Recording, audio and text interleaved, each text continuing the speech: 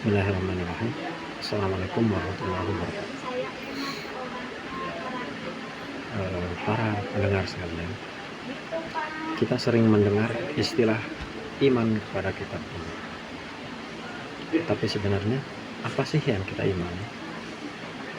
Baik, pada kesempatan kali ini saya ingin mengajak pendengar sekalian, pemirsa sekalian, untuk bersama-sama memahami apa itu iman kepada kitab ini.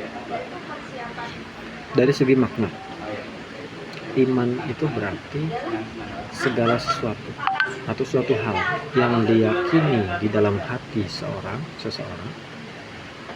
kemudian keyakinan itu mewujud dalam ucapan, dari hati mewujud dalam ucapan di lisan, kemudian terwujud pula dalam amal atau perbuatan. Jadi iman itu keyakinan yang adanya di dalam hati, tapi kita bisa melihat dari ucapan karena terwujud dalam lisan dan juga terwujud dalam perbuatan. Lalu apa yang dimaksud dengan kitab?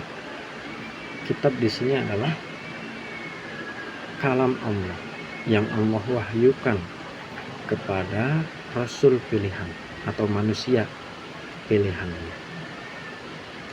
Di sini sebagai umat Islam kita perlu mengetahui ada 4 kitab yang pernah Allah turunkan yang menjadi wajib bagi umat Islam untuk mengetahuinya. Yang pertama ada kitab Zabur, Allah sampaikan kepada Nabiullah Daud alaihissalam. Dan yang kedua ada kitab Taurat yang Allah sampaikan kepada Nabiullah Musa alaihissalam. Dan ada kitab Injil yang Allah sampaikan kepada Nabiullah Isa alaihissalam.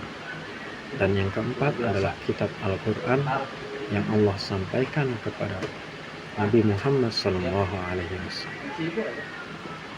Keempat-empatnya ini merupakan kitab, yaitu kalamullah, firman Allah yang Allah wahyukan, yang Allah sampaikan, kemudian tertulis, gitu ya, tertulis.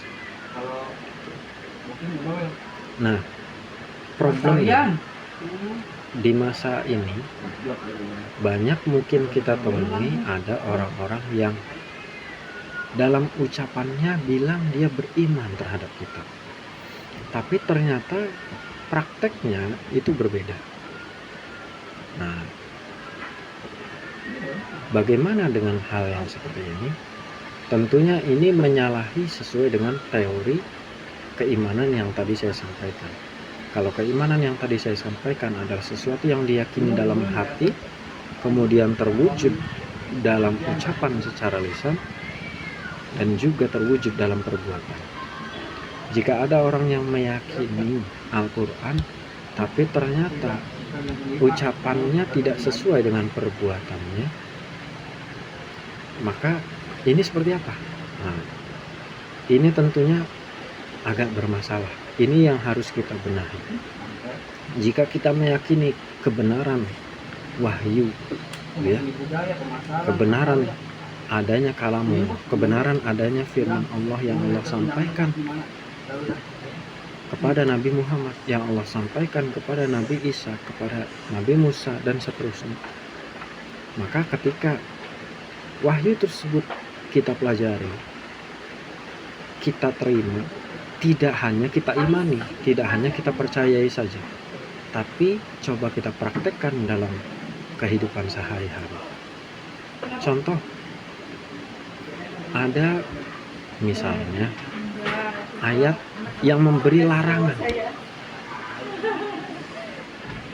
Terkadang ada beberapa orang yang hanya mengimani larangannya saja, tapi dia masih melakukan hal yang dilarang tersebut. Tentu ini berlawanan.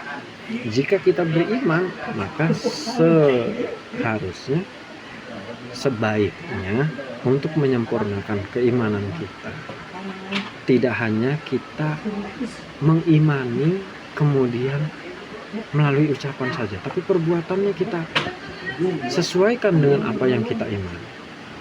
Jika Allah melarang sesuatu, maka kita jauhi larangan tersebut.